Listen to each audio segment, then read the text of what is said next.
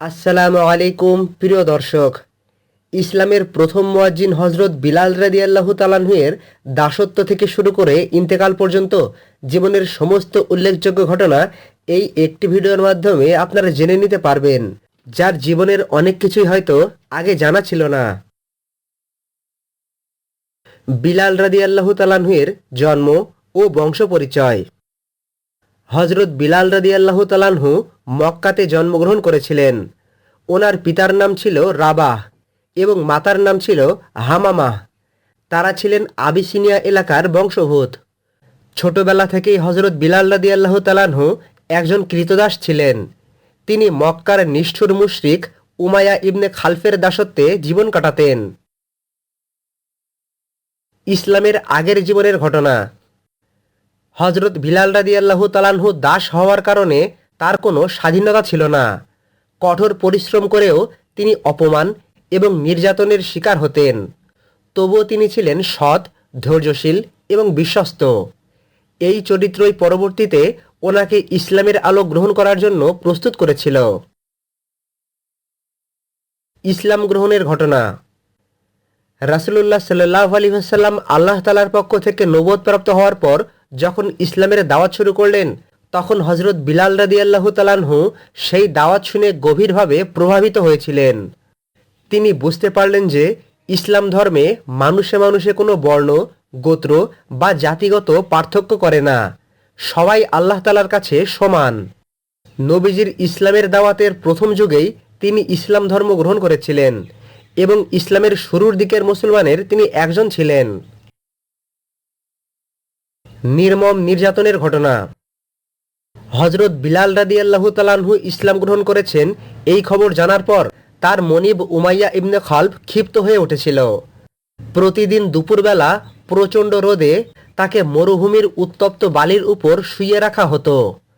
হজরত বিলাল রাদিয়াল্লাহু তাআলাহু এর বুকের উপর একটি বিশাল পাথর চাপিয়ে দেওয়া হতো আর তাকে বলা হতো, মুহাম্মদের ধর্ম ত্যাগ করো এবং আমাদের দেবতাদের মেনে নাও। কিন্তু বিলাল রাদিয়াল্লাহু তাআলাহু এর মুখ থেকে একটি শব্দই উচ্চারিত হতো, আহাদ আহাদ, অর্থাৎ আল্লাহ এক, আল্লাহ এক। যতই ওনার ওপর নির্যাতন বেশি করা হতো, বিলাল রাদিয়াল্লাহু তাআলাহু এর ঈমান ততই দৃঢ় হতো। আবু বকর রাদিয়াল্লাহু তাআলাহু এর মাধ্যমে মুক্তির ঘটনা। একদিন হজরত আবু বকর সিদ্দিক রাদিয়াল্লাহু তাআলাহু হজরত বিলাল রাদিয়াল্লাহু তাআলাহু এর উপর এই নির্যাতন দেখে অত্যন্ত মর্মাহিত হয়েছিলেন। এরপর তিনি উমাইয়া ইবনে খালফের কাছ থেকে হজরত বিলাল রাদিয়াল্লাহু তাআলাহুকে ভালো মূল্য দিয়ে কিনে নিয়েছিলেন এবং আল্লাহর সন্তুষ্টির জন্য তাকে মুক্ত করে দিয়েছিলেন। ইসলামের ইতিহাসে এটি মানব মুক্তির এক উজ্জ্বল ঘটনা হিসেবে স্মরণীয় হয়ে রয়েছে। এর মাধ্যমেই বিলাল রাদিয়াল্লাহু তাআলাহু দাসত্ব থেকে মুক্ত হওয়ার সৌভাগ্য লাভ করেছিলেন। মদিনায় হিজরতের ঘটনা। মক্কাতে যখন মুসলমানদের উপর কুরাইশরা নির্মমভাবে নির্যাতন করতে লাগলো, তখন আল্লাহ তাআলার নির্দেশে রাসূলুল্লাহ সাল্লাল্লাহু আলাইহি ওয়াসাল্লাম এবং সাহাবীগণ মক্কা থেকে মদিনায় হিজরত করেছিলেন। আর হজরত বিলাল রাদিয়াল্লাহু তাআলাহু মক্কা থেকে মদিনাতে হিজরত করেছিলেন। মদিনাতে তিনি নবীজির অত্যন্ত ঘনিষ্ঠ সাহাবীদের একজন হয়ে উঠেছিলেন। বিলাল রাদিয়াল্লাহু তাআলাহু এর তাকওয়া, ধৈর্য এবং ইখলাসের কারণে রাসূলুল্লাহ সাল্লাল্লাহু আলাইহি ওয়াসাল্লাম তাকে বিশেষভাবে ভালোবাসতেন। ইসলামের প্রথম মুয়াজ্জিনের ঘটনা। এরপর যখন আল্লাহ তাআলার পক্ষ থেকে আজানের বিধান নাজিল করা হলো, তখন রাসূলুল্লাহ সাল্লাল্লাহু আলাইহি ওয়াসাল্লাম হযরত বিলাল রাদিয়াল্লাহু তাআলাহুকে প্রথম মুয়াজ্জিন হিসাবে নির্বাচন করেছিলেন। হযরত বিলাল রাদিয়াল্লাহু তাআলাহু এর সুমধুর, শক্তিশালী এবং আন্তরিক কণ্ঠে প্রথমবারের মতো মদিনার আকাশে ধ্বনিত হয়েছিল, আল্লাহু আকবার, আল্লাহু আকবার। এরপর থেকে 5 ওয়াক্ত নামাজের জন্য বিলাল রাদিয়াল্লাহু তাআলাহুই নিয়মিত আজান দিতেন। আর এভাবেই তিনি ইসলামের প্রথম মুয়াজ্জিন হিসাবে ভূষিত হয়েছিলেন। নবীজির প্রিয় সাহাবীর ঘটনা। হযরত বিলাল রাদিয়াল্লাহু তাআলাহু শুধু একজন মুয়াজ্জিনই ছিলেন না, বরং তিনি ছিলেন নবীজির সফর সঙ্গী, বিশ্বস্ত খাদেম এবং বাইতুল মালের দায়িত্বশীল। রাসূলুল্লাহ সাল্লাল্লাহু আলাইহি ওয়াসাল্লাম ওনার ওপর পূর্ণ আস্থা রাখতেন এবং ওনার ওপর বহু গুরুত্বপূর্ণ দায়িত্ব অর্পণ করতেন। এছাড়াও হজরত বিলাল রাদিয়াল্লাহু তাআলা আনহু একজন বীর ছিলেন। মুসলমানদের বহু গুরুত্বপূর্ণ যুদ্ধে তিনি যোদ্ধা হিসাবে অংশগ্রহণ করেছিলেন। বদরের যুদ্ধের ঘটনা। দ্বিতীয় হিজরিতে যখন বদরের যুদ্ধ সংঘটিত হয়েছিল, তখন হজরত বিলাল রাদিয়াল্লাহু তাআলা আনহু সাহসিকতার সঙ্গে যুদ্ধ করেছিলেন। বদরের যুদ্ধেই তার সাবেক মনিব উমাইয়া ইবনে খালফ, যে তাকে একসময় উত্তপ্ত মরুভূমির ওপর শুইয়ে নির্যাতন করত, সে মুসলিম বাহিনীর হাতে বন্দী হয়েছিল। হজরত বিলাল রাদিয়াল্লাহু তাআলা আনহু উমাইয়া ইবনে খালফকে দেখে বলেছিলেন, এটা তো কাফেরদের নেতা উমাইয়া, সে বেঁচে থাকলে আমি বাঁচব না। এরপর যুদ্ধক্ষেত্রেই উমাইয়া ইবনে খালফ নিহত হয়েছিল। যে ব্যক্তি একসময় বিলাল রাদিয়াল্লাহু তাআলা আনহুকে দাস মনে করে নির্যাতন করেছিল, আল্লাহ তাকেই অপমানজনক পরিণতি দিয়েছিলেন। আর যেই ব্যক্তি একসময় দাস ছিল, আল্লাহ তাআলা তাকেই ইসলামের সর্বশ্রেষ্ঠ একজন সাহাবী হিসাবে কবুল করেছিলেন। উহুদ, খন্দক এবং অন্যান্য যুদ্ধের ঘটনা। হজরত বিলাল রাদিয়াল্লাহু তাআলা আনহু বদরের যুদ্ধের পর উহুদ, খন্দক, খাইবার, হুনায়ন, তাবুক যুদ্ধ সহ রাসূলুল্লাহ সাল্লাল্লাহু আলাইহি ওয়াসাল্লামের প্রায় সমস্ত গুরুত্বপূর্ণ অভিযানে অংশগ্রহণ করেছিলেন। তিনি যুদ্ধক্ষেত্রে যেমন সাহসী ছিলেন, তেমনি ইবাদত ও আনুগত্যেও ছিলেন অনন্য। সার্বিকভাবে হজরত বিলাল রাদিয়াল্লাহু তাআলা আনহু এর মধ্যে সমস্ত রকম গুণই অন্তর্ভুক্ত ছিল। মক্কা বিজয়ের শ্রেষ্ঠ ঘটনা। এরপর অষ্টম হিজরিতে যখন মুসলমানরা মক্কা বিজয় করল, তখন হজরত বিলাল রাদিয়াল্লাহু তাআলা আনহু বিজয়ীর বেশে মক্কাতে প্রবেশ করেছিলেন। সেই দিন বহু বছর পর মুসলমানদের উপর নির্যাতনের অবসান ঘটেছিল। যেই শহরে হজরত বিলাল রাদিয়াল্লাহু তাআলা আনহুকে আহাদ আহাদ বলার অপরাধে পাথরের নিচে চাপা দিয়ে পিষ্ট করা হয়েছিল, আজকে সেই শহরেই ইসলামের পতাকা উঠছে।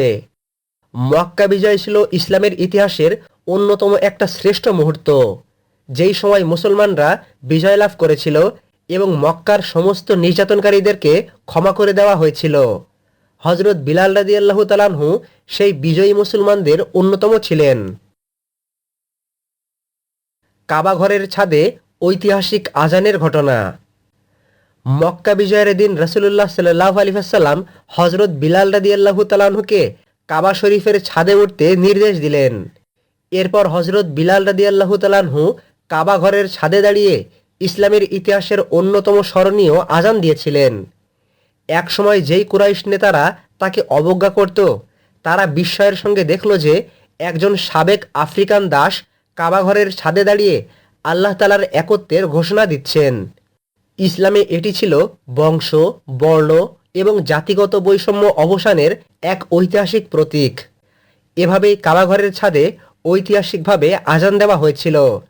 মক্কা বিজয় হয়েছিল এবং মুসলমানরা সাফল্য লাভ করেছিল। জান্নাতে পায়ের শব্দের সুসংবাদ। রাসূলুল্লাহ সাল্লাল্লাহু আলাইহি ওয়াসাল্লাম মিরাজে গিয়ে যখন জান্নাতের ভিতর ঢুকেছিলেন, তখন তিনি তার সামনে পায়ের আওয়াজ পেয়েছিলেন। এরপর তিনি ফেরেশতা জিবরাইল আলাইহিসসালামকে জিজ্ঞাসা করলেন, এই পায়ের আওয়াজটি কার? তখন জিবরাইল আলাইহিসসালাম জানালেন, এটি তো আপনারই সাহাবী বিলাল রাদিয়াল্লাহু তাআলা আনহু এর আওয়াজ, যিনি দুনিয়াতে হাঁটছেন আর আল্লাহ তাআলা তার পায়ের আওয়াজকে জান্নাতে পৌঁছে দিয়েছেন। একদিন রাসূলুল্লাহ সাল্লাল্লাহু আলাইহি ওয়াসাল্লাম হযরত বিলাল রাদিয়াল্লাহু তাআলা আনহুকে জিজ্ঞাসা করলেন, হে বিলাল, তুমি এমন কি আমল করো? আমি জান্নাতে আমার সামনে তোমার জুতার শব্দ শুনেছি। নবীজির কাছ থেকে এই কথা শুনে বিলাল রাদিয়াল্লাহু তাআলা আনহু বিনয়ের সঙ্গে উত্তর দিলেন, ইয়া রাসূলুল্লাহ, আমি যখনই ওযু করি তখনই সুযোগ মতো 2 রাকাত নফল নামাজ আদায় করার চেষ্টা করি। এই আমলের কারণেই হযরত বিলাল রাদিয়াল্লাহু তাআলা আনহু জান্নাতের সুসংবাদপ্রাপ্ত হয়েছিলেন। নবীজির ইন্তেকালের পর আজান বন্ধের ঘটনা। হযরত বিলাল রাদিয়াল্লাহু তাআলা আনহু এর জীবনের সবচেয়ে হৃদয় বিদারক অধ্যায় শুরু হয় রাসূলুল্লাহ সাল্লাল্লাহু আলাইহি ওয়াসাল্লামের ইন্তেকালের পর। তিনি নবীজিকে এতটাই ভালোবাসতেন যে তার বিচ্ছেদ তিনি সহ্য করতে পারেননি। 11 হিজরিতে রাসূলুল্লাহ সাল্লাল্লাহু আলাইহি ওয়াসাল্লাম ইন্তেকাল করলে ইসলামের প্রথম মুয়াজ্জিন হযরত বিলাল রাদিয়াল্লাহু তাআলা আনহু গভীর শোকে ভেঙে পড়েছিলেন। তিনি আজান দেওয়ার সময় যখন আশহাদু আন্না মুহাম্মাদার রাসূলুল্লাহ বলতেন, তখন কান্নাতে তার কণ্ঠ রুদ্ধ হয়ে যেত। তিনি আর আজান সম্পূর্ণ করতে পারতেন না। অবশেষে হযরত বিলাল রাদিয়াল্লাহু তাআলা আনহু নিয়মিত আজান দেওয়া বন্ধ করে দিলেন। রাসূলুল্লাহ সাল্লাল্লাহু আলাইহি ওয়াসাল্লামের বিচ্ছেদ ওনার জন্য এতটাই কষ্টকর হয়েছিল যে আর কোনো কিছুই তার ভালো লাগতো না। শামে হিজরতের ঘটনা। পরবর্তীতে হযরত বিলাল রাদিয়াল্লাহু তাআলা আনহু খলিফা আবু বকর সিদ্দিক রাদিয়াল্লাহু তাআলা আনহুর অনুমতি নিয়ে শামে অর্থাৎ বর্তমান সিরিয়া অঞ্চলে চলে গিয়েছিলেন। সেখানে বিলাল রাদিয়াল্লাহু তাআলা আনহু জিহাদ, ইবাদত এবং দ্বীনের খেদমতে নিজেকে নিয়োজিত রেখেছিলেন। রাসূল সাল্লাল্লাহু আলাইহি ওয়াসাল্লাম বিহীন মদিনাতে থাকা ওনার জন্য অনেক কষ্টকর হয়ে গিয়েছিল। এই জন্য তিনি মদিনা থেকে শামে চলে গিয়েছিলেন। মদিনাতে ফিরে ঐতিহাসিক আজানের ঘটনা। একদিন বিলাল রাদিয়াল্লাহু তাআলা আনহু স্বপ্নে রাসূলুল্লাহ সাল্লাল্লাহু আলাইহি ওয়াসাল্লামকে দেখলেন। এরপর তিনি মদিনাতে ফিরে আসলেন। এরপর আলী রাদিয়াল্লাহু তাআলা আনহুর ছেলে হাসান এবং হুসাইন রাদিয়াল্লাহু তাআলা আনহুর অনুরোধে বহু বছর পর বিলাল রাদিয়াল্লাহু তাআলা আনহু আবার আজান দিলেন। মদিনাতে সেই পুরাতন বিলাল রাদিয়াল্লাহু তাআলা আনহুর কণ্ঠে যখন আল্লাহু আকবার ধ্বনিত হলো, তখন পুরো মদিনা শহর আবেগে কেঁদে উঠল। আর যখন তিনি বলেন আশহাদু আন্না মুহাম্মাদার রাসূলুল্লাহ, তখন মদিনার মানুষ রাসূলুল্লাহ সাল্লাল্লাহু আলাইহি ওয়াসাল্লামের স্মৃতিতে অশ্রুসিক্ত হয়ে পড়ে। এটি ছিল ইসলামের ইতিহাসে স্মরণীয় একটি মুহূর্ত। বিলাল রাদিয়াল্লাহু তাআলা আনহুর ইন্তেকালের ঘটনা। অধিকাংশ ঐতিহাসিকের মতে হযরত বিলাল রাদিয়াল্লাহু তাআলা আনহু 20 হিজরি সালে শামের দামেস্ক শহরে ইন্তেকাল করেছিলেন। মৃত্যুর সময় তিনি আনন্দের সঙ্গে বলেছিলেন, আগামীকাল আমি আমার প্রিয়জনদের অর্থাৎ মুহাম্মদ সাল্লাল্লাহু আলাইহি ওয়াসাল্লাম এবং ওনার সাহাবীদের সাক্ষাৎ লাভ করব। বিলাল রাদিয়াল্লাহু তাআলা আনহুর এই কথাগুলো নবীজির প্রতি গভীর ভালোবাসার উজ্জ্বল প্রমাণ বহন করে।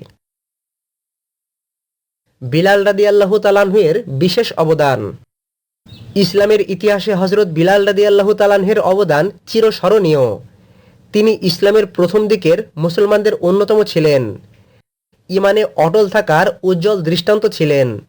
তিনি ইসলামের প্রথম মুয়াজ্জিন ছিলেন। তিনি বদর, উহুদ, খন্দক, খাইবার, হুনায়ন, তাবুক সহ বহু যুদ্ধে অংশগ্রহণকারী সাহাবী ছিলেন।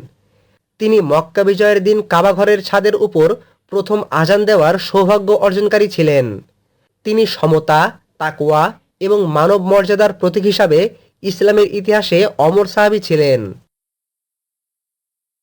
বিলাল রাদিয়াল্লাহু তাআলা আনহুর জীবনের শ্রেষ্ঠ শিক্ষা। হযরত বিলাল ইবনে রাবাহ রাদিয়াল্লাহু তাআলা আনহুর জীবন ইসলামের সাম্য, ন্যায় বিচার এবং ঈমানের এক জীবন্ত প্রতীক। একজন নির্যাতিত দাস থেকে ইসলামের প্রথম মুয়াজ্জিন হওয়া, কাবা ঘরের ছাদের উপর আজান দেওয়া এবং জান্নাতে ওনার পায়ের শব্দের সুসংবাদ লাভ করা, এই সব ওনার ঈমান, ধৈর্য এবং আল্লাহর প্রতি ভালোবাসার ফল। হযরত বিলাল রাদিয়াল্লাহু তাআলা আনহুর জীবন আমাদের শেখায়, ঈমানের জন্য কষ্ট স্বীকার করাই হচ্ছে প্রকৃত সফলতার পথ। আল্লাহ তাআলার কাছে মর্যাদা বংশ, জাতি বা গায়ের রঙে নয়, বরং তাকওয়ায়। ধৈর্য এবং দৃঢ়তা একজন মুমিনের সবচেয়ে বড় শক্তি। আল্লাহর সন্তুষ্টির জন্য ত্যাগ কখনো বৃথা যায় না। আর রাসূলুল্লাহ সাল্লাল্লাহু আলাইহি ওয়াসাল্লামের প্রতি ভালোবাসা ঈমানের অন্যতম নিদর্শন। আল্লাহ তাআলা আমাদের সকলকে বিলাল রাদিয়াল্লাহু তাআলা আনহুর জীবনী থেকে শিক্ষা নেয়ার তৌফিক দান করুন। আমিন। কোরআন সুন্নাহের রেফারেন্স সহ প্রতিনিয়ত ইসলামিক ভিডিও পেতে আমাদের চ্যানেলের সঙ্গে সংযুক্ত থাকুন। আসসালামু আলাইকুম ওয়া রাহমাতুল্লাহি ওয়া বারাকাতুহু।